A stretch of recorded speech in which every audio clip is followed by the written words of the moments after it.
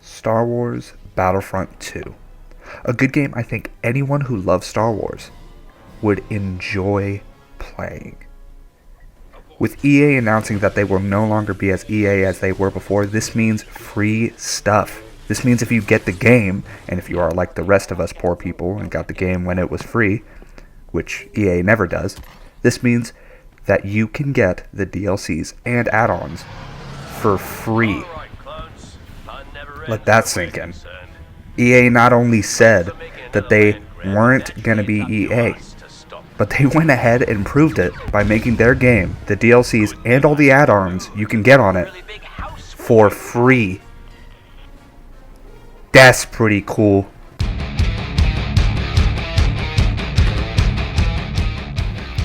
As you can see in the background, the gameplay, it's amazing. The scenery of the battlefields is ludicrous and surprisingly beautiful.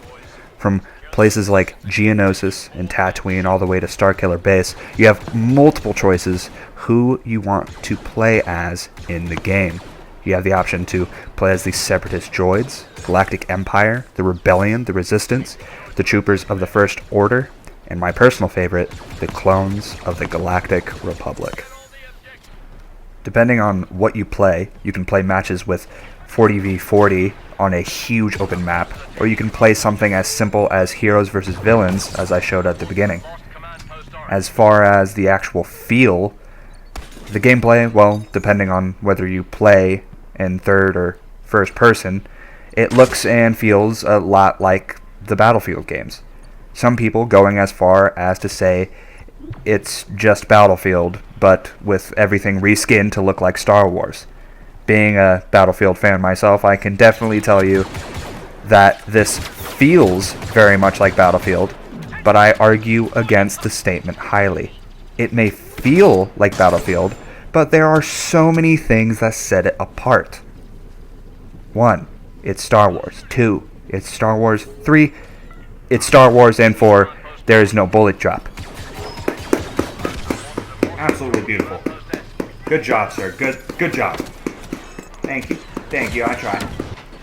All around, the game is fun. Very fun. And very, very addictive.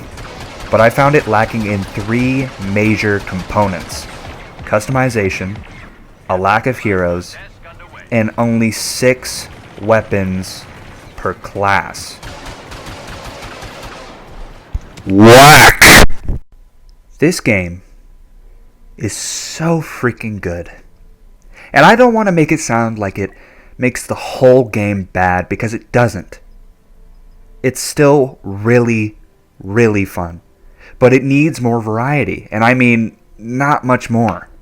With only 6 weapons per class, you don't have a lot of options. And not only this, but you can only put 2 out of 3 unlockable attachments on a single gun. The customization, the 6 weapons, lame. Beyond just these 2 negatives, we have one more negative.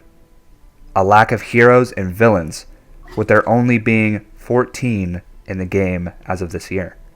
They aren't adding any more, mind you. This might not be a complaint to many, but it is for me.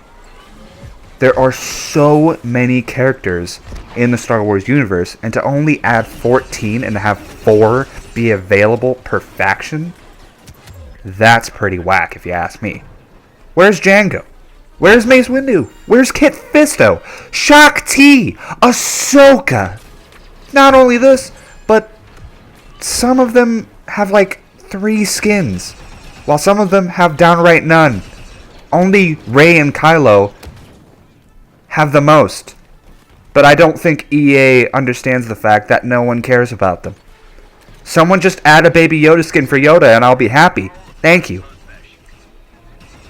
Ah, my goodness. Anyways, the game's real good.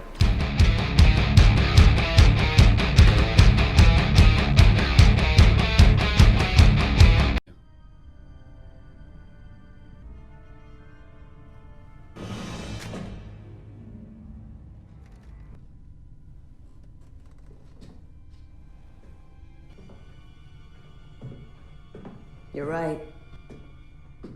The Empire's time has come.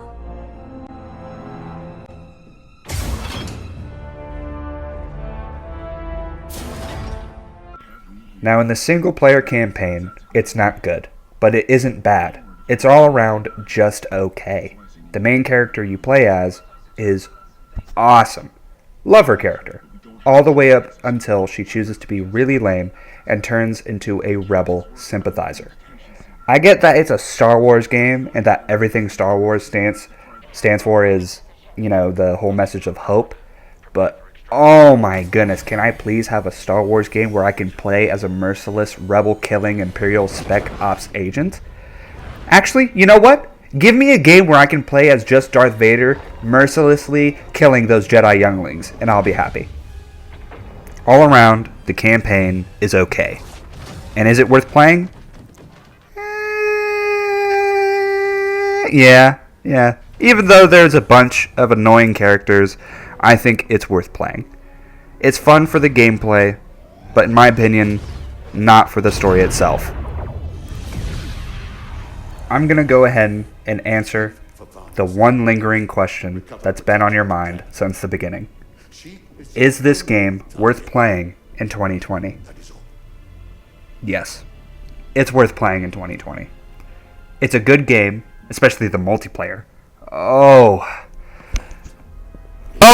that sweet, sweet multiplayer.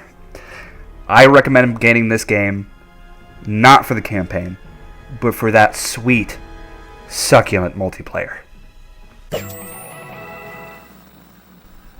I'm not subscribing to you. You're kinda garbage and trash. Thank you.